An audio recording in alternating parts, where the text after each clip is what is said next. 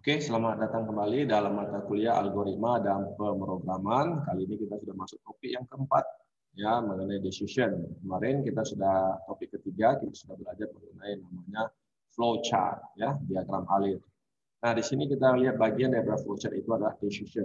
Jadi dalam bahasa pemrograman kita kenal ada namanya decision. Jadi dalam setiap bahasa pemrograman apapun juga pasti ada yang namanya decision.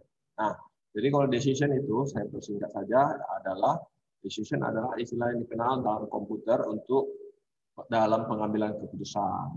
Ya, jadi itu dia. Jadi dalam mengambil keputusan saat menentukan pilihan atau kondisi yang ada, kita harus memilih ya atau tidak. Oke, sekarang mari kita perhatikan simbol flowchart-nya. Ya, kemarin pun sudah kita singgung sedikit waktu belajar yang namanya algoritma flowchart. Nah, di sini ada simbol ya seperti apa namanya, seperti belah ketupat, ya, belah ketupat, ya, di dalamnya kita buat kondisi apa yang mau diuji, ya, lalu ada dua outputnya, ya, ada ke kanan, ada ke bawah, panah ya, bentuk panah dia. Yang pertama itu bentuk iya, itu artinya jika kondisi dipenuhi. Nah, kalau ke bawah itu tidak, artinya jika tidak dipenuhi. Nah, kemudian sebagai contoh, ya, misalnya kita mau buat flowchart untuk menentukan apakah sebuah bilangan merupakan bilangan negatif atau positif. Nah, jadi di sini ada pengambilan keputusan, ya. Jadi kemarin kita sudah belajar membuat yang namanya flowchart, selalulah dia diawali dengan simbol start, ya, terminatornya, dan diakhiri dengan end, ya, sebagai penutupnya, akhir dari flowchart. Nah, input bill, ingat ya, ini simbol daripada input, ya, jajar genjang, ya, input bill, bill itu adalah bilangan yang mau diuji. Variabelnya bisa saja bill, bisa saja apa saja, ya, kebetulan kita buat sini namanya bill. Kemudian buat lagi panah bawah, ya, jika bill, ya, bill itu besar sama dengan 0, karena ingat kalau bilang positif kan adalah bilangan yang lebih besar sama dengan 0, itu positif, ya. Oke. Jadi jika iya, maka dia ke kanan. Ya. Maka ini masih ingat simbol apa ya? Output. Jadi simbol jajar genjang itu bisa sebagai input, bisa juga sebagai output. Nah, ini tanda tanya artinya kemarin masih ingat ya, print, cetak. Maka positif. Maka jika iya, cetaklah positif. Tetapi jika tidak, panahnya ke bawah. Jika bilangan itu ternyata yang di input itu ternyata tidak besar sama dengan 0, maka cetak print negatif. Ya, lalu untuk yang positif ya turun ke bawah, baru ke kiri, dan sama-sama semuanya diakhiri dengan N. Oke, ya. Jadi contoh yang pertama. Contoh kedua, buatlah flowchart untuk menentukan apakah sebuah bilangan merupakan bilangan genap atau ganjil. Nah, ini juga bisa jadi kurang lebih sama, ya, kita lihat di sini. Oh ya, tidak ada ya. Jadi ini nanti kurang lebih sama seperti yang bilangan positif dan negatif ini, ya. Jadi di sini diujinya di bagian decision-nya ini, ya. Jadi bilangan genap berarti bilangan yang habis dibagi 2, ya kan? Nah, kita bisa buat nanti ya kira-kira seperti ini, saya tuliskan, ya, bill, ya, bill mod 2 sama dengan 0. Jadi bill mod 2 sama dengan 0, mod itu artinya sisa bagi. Ya, jadi kalau nanti sisa bagi 0 artinya habis dibagi, maka dikatakan sini, maka kita buat nanti di sinilah print, ya, genap. Seperti itu, ya. Tapi jika ternyata tidak, ada saya geser dulu. Ya, tapi jika ternyata tidak, maka kita masuk sini print ganjil, ya, artinya ada sisa baginya, kan gitu ya.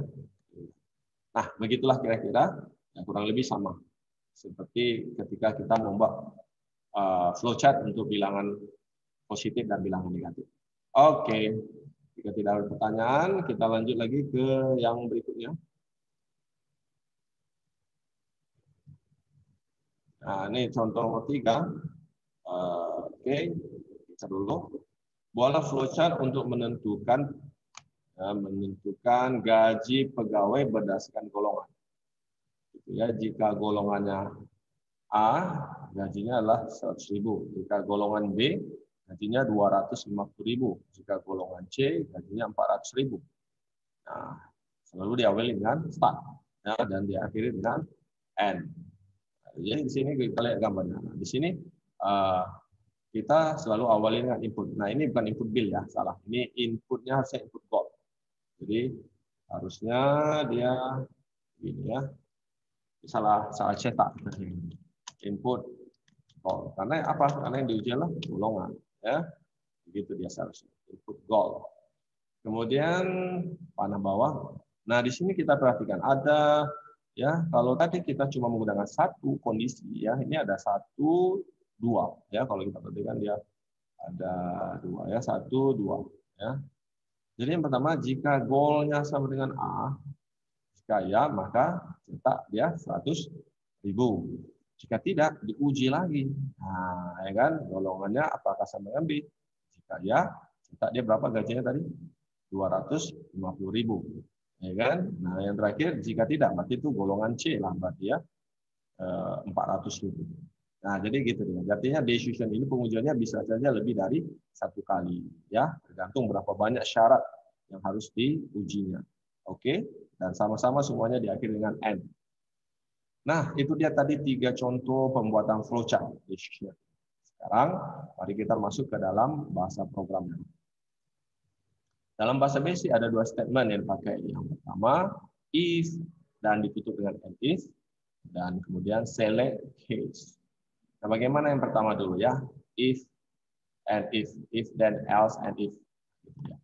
Seperti bentuk flowchart tadi ada bentuk umumnya ada 2, ada kondisi tunggal ya seperti ini, if kondisi dan statement 1, else statement 2, and if.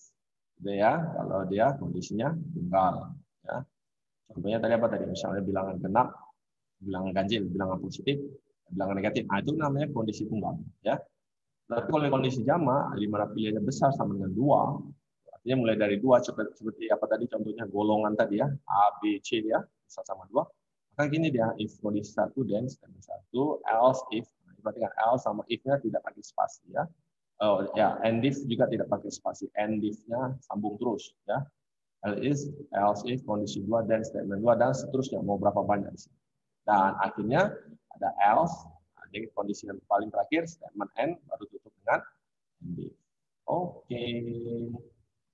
Nah, berikutnya kita lihat. Ya, ini ada penjelasannya, boleh dibaca. Nah, ini contohnya. Ini dia contoh ya bilangan positif tadi.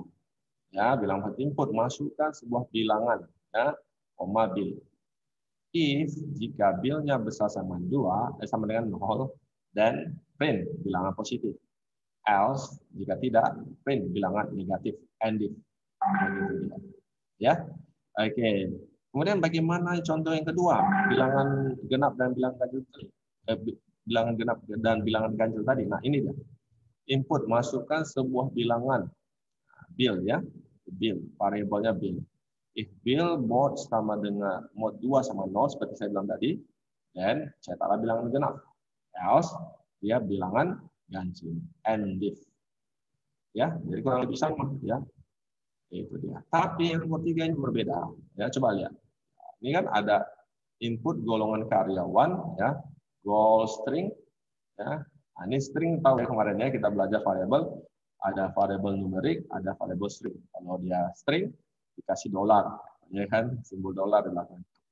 If golongan goal sama dengan A, ya pakai petikan tadi ya, dan print 100.000. Else if, masih ada lagi else if-nya, golongan sama dengan B dan print 250.000. Else, maka yang terakhir print 400.000 dan jadi itu dia ya. Jadi ada 2 jenis penentuannya. Yang pertama bisa kondisinya tunggal seperti ini dan kondisi jamak. Oke. Kemudian kalau yang select case dan end select ya kurang lebih seperti ini bentuknya ya. Select case, uji ekspresi case pilihan 1, statement 2. Statement 1 ya, case pilihan 2, statement 2, dan seterusnya, case else, statement N, and select. Oke, nah, jadi kira-kira ini dia kalau diubah ke dalam bentuk select case, ya. Ya ini ya, input sama ya. Input sebuah bilangan, koma bin, untuk masukkan data. Select case ini T-nya nggak ada ya. T-nya dihapus. Select case, bukan kaset. Select case, bin. Case is besar sama 0, print bilangan positif. Case else, jika tidak, print bilangan negatif. And select, ditutup dengan and select, bukan and if, ya, tapi and select karena select case. Kemudian yang kedua untuk bilangan genap juga sama, ya kan? Untuk sebuah bilangan bil, ya, select. Jadi diuji sisa baginya ya. Nah, kalau dia 0 maka bilangan genap, jika tidak maka dia bilangan select. Nah, dengan karyawan banyak ya, case is-nya A, case is-nya B, case else dan seterusnya. Oke, ini boleh diperhatikan nanti di program QBasic-nya, lalu nanti ditekan F5 jalankan, bisa diikuti ya, maka hasilnya akan seperti ini. Oke, itu dulu. Silakan dikerjakan prosesnya, nanti dikirimkan kepada saya. Terima kasih buat perhatiannya dan sampai jumpa kembali.